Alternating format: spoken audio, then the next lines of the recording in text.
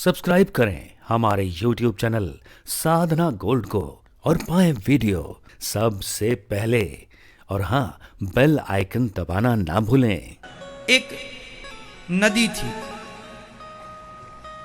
नदी के किनारे एक केवट रहता था।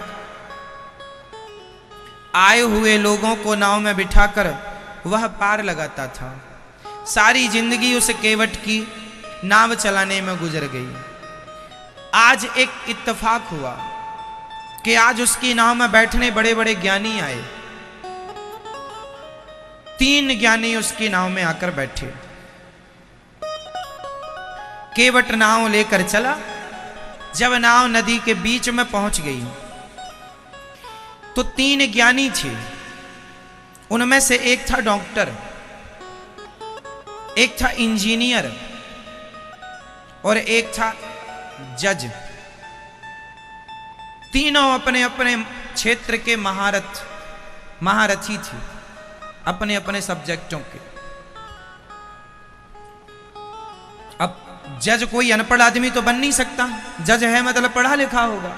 डॉक्टर अनपढ़ तो हो नहीं सकता, पढ़ा लिखा इसलिए डॉक्टर है। इंजीनियर है मतलब पढ़ा होगा, ऐसे तो इंजीनियर हो नहीं गया।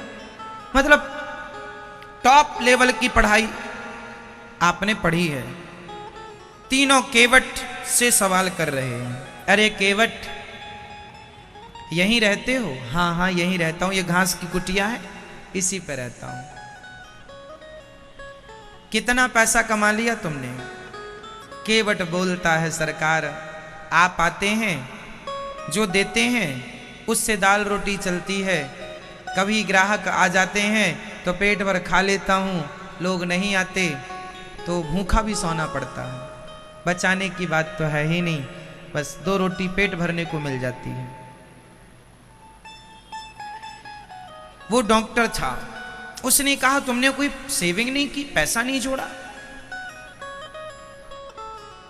तुम्हारी 25% जिंदगी बर्बाद हो गई नाव चलाने में। दूसरा था इंजीनियर। उसने कहा क्यों केवट, क्या जानते हो तुम संसार देश के बारे में? हमारा देश कितना बड़ा है, हमारे देश में कितने शहर हैं, कितने राज्य हैं, कितने गांव हैं, कुछ आइडिया है? कितनी नदियां हैं? पूर्वी भारत कैसा है, दक्षिणी भारत कैसा है, उत्तरी भारत कैसा है, पश्चिमी भारत कैसा है, कभी देखा है?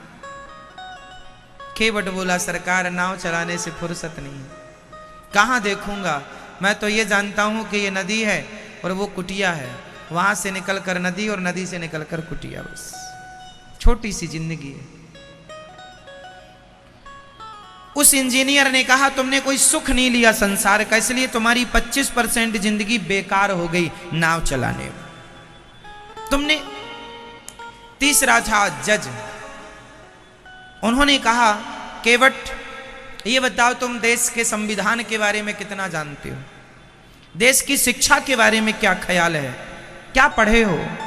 केवट बोला, सरकार अंगूठा छाप, कुछ नहीं जानता। जज ने कहा फिर तो तुमने सारी जिंदगी नाव चलाने में बेकार कर दी, 25% जिंदगी तुम्हारी व्यर्थ हो गई। अब तीनों के हिसाब से केवट की कितनी बर्बाद हो गई? 25, 25, 25 मतलब 75। तीनों ज्ञानी थे, सब कुछ जानते थे, सब सीखा था। अब केवट बोला भैया ये बताओ, आप तीनों में तैरना कौन कौन जानता है? स्विमिंग कौन कौन जानता है? नदी तैरना कौन कौन जानता है? तीनों बोले हम नहीं जानते। केवट बोला तो सुनो, हमारी तो 25% बर्बाद हुई, डूब गई। तुम्हारी तो 100 की 100 डूब गई, क्योंकि नाव भंवर में फंस गई है तुम्हारी पंचायत के चक्कर में। छलांग लगाया, पार हो गया, तीनों ज्ञानी डूब गए। ये 3 ज्ञानी सब कुछ पढ़े थे, बस पार जाना नहीं सीखा था। क्या नहीं सीखा था? नदी को पार करना नहीं सीखा था। क्या नहीं सीखा था? जोर से सब कुछ सीखा पर नदी को पार करना नहीं सीखा तो डूब गए। आपने भी सब कुछ सीखा पर भवसागर से पार जाना नहीं सीखा तो क्या सीखा? इसलिए बाकी भले थोड़ा कम सीखना पर भव सागर को पार करना सीख जाना। ये नहीं सीखोगे तो सारा सीखा बेकार है। ये नहीं सीखा तो सारा सीखा हुआ ना डिग्रियां काम आएंगी, ना तुम्हारे स्टार काम आएंगे, ना कुछ काम आएगा। इसलिए भवसागर से पार जाना हो तो राम नाम की नौका में सवार हो जाओ, श्रद्धा और प्रेम की नाव में सवार हो जाओ, गोविंद के विश्वास के भरोसे चल पड़ो, पार लग जाओगे। इसलिए मीराबाई ने कहा ना, मेरे तो गिरधर गोपाल दूसरो ना कोई। मीराबाई कहां तक पढ़ी थी आप बताओ?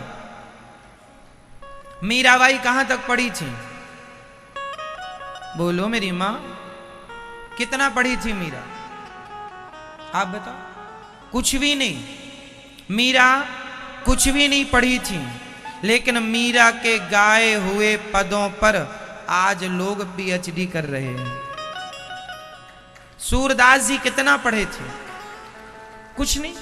उनके पदों पर लोग पीएचडी कर रहे हैं, हो रही है। हिंदी साहित्य देख लीजिए। शिक्षा का अर्थ क्या है?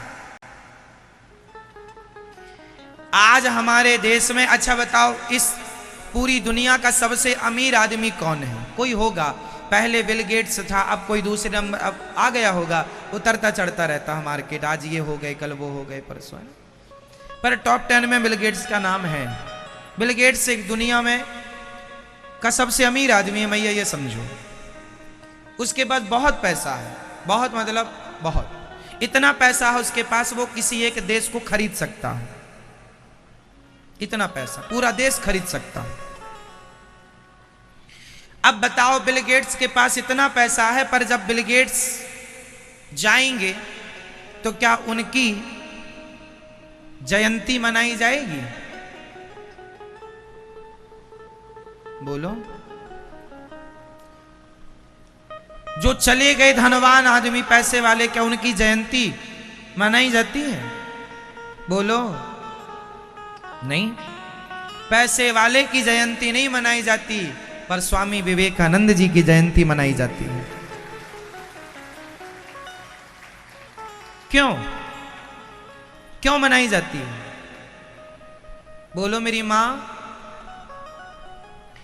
क्योंकि धन से बड़ा, ज्ञान से बड़ा कौन है? मीराबाई को क्यों पूजा जाता है? क्योंकि वो धनवान थी इसलिए, क्योंकि वो ज्ञानी थी इसलिए, क्योंकि वो भक्त थी इसलिए। मीराबाई को सम्मान, आप कितने लोग मीराबाई का आदर करते हैं? सब करते। क्यों करते हैं? क्योंकि मीराबाई ज्ञानी थी, क्योंकि मीराबाई धनवान थी, क्योंकि मीराबाई भक्त थी। बताइए क्यों? क्योंकि मीराबाई जोर से भक्त थी। ज्ञानी तो कितने मर गए, कौन पूछता है ज्ञानियों को? इसलिए ज्ञानी ना बनना, धनवान नहीं। ज्ञानी और धनवान बन भी जाओ, पर भक्त बनकर के समझना कि जीवन पूरा हुआ। भक्त के बिना, भक्ति के बिना आपका ज्ञान भी अधूरा, पैसा भी अधूरा। कितना भी पालो, सारी दौलत बिल गेट्स ने सब पा लिया, लेकिन भक्ति के बिना सब अधूरे रह जाएंगे। इसलिए इस संसार में आने का उद्देश्य पैसा पाना नहीं है। पैसा तो जरूरत है, मिल जाएगा तो जरूरतें पूरी होंगी, नहीं मिलेगा तो भी आदमी भूखा नहीं मर रहा है। जिनके पास पैसा नहीं है वो भी फुटपाथ पर ही सही अपनी जिंदगी जी रहे हैं। भगवान को याद रखिए हर पल, हर क्षण। तो ज्ञानी वो नहीं जो धनवान हो जाए, ज्ञानी वो है जिसने भगवान को पा लिया। तो मीराबाई, नरसिंह मेहता को हम लोग क्यों जानते हैं? क्योंकि वो ज्ञानी थे, क्योंकि वो पैसे वाले थे, या वो भक्त थे। याद रखना, ये संसार रहेगा, दिन रात रहेगी, तिथि वार नक्षत्र रहेंगे, ना तो ज्ञानी रहेंगे ना धनवान रहेंगे, बचेंगे तो केवल भक्त रह जाएंगे। भक्त चले गए तो क्या हुआ? भक्तों की भक्ति अमर होकर दुनिया में जिंदा रहेगी। मीरा चली गई तो क्या हुआ? उनकी भक्ति जीवित। तो ज्ञानी जीवित ना रहेगा, धनवान जीवित ना रहेगा, पर भक्त मरकर भी जीवित रहेगा, मीरा की तरह, नरसिंह जी की तरह, रैदास रसखान सूर कबीर की तरह। क्या बनाना है अपने आप को? बनना है।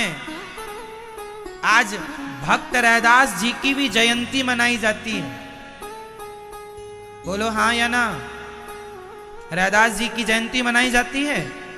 क्यों मनाई जाती है? क्योंकि वो भक्त हैं। कठौता में गंगा को प्रकट कर देने वाले भक्त हैं। इसलिए भक्ति से व्यक्ति बड़ा होता है, धन से बड़ा नहीं होता, ज्ञान से बड़ा नहीं होता। ज्ञान धन दोनों के ऊपर भक्ति है। इसलिए मेरी माँ, पायो जी मैंने राम रतन धन पायो, भगवान के नाम को धन कहा गया।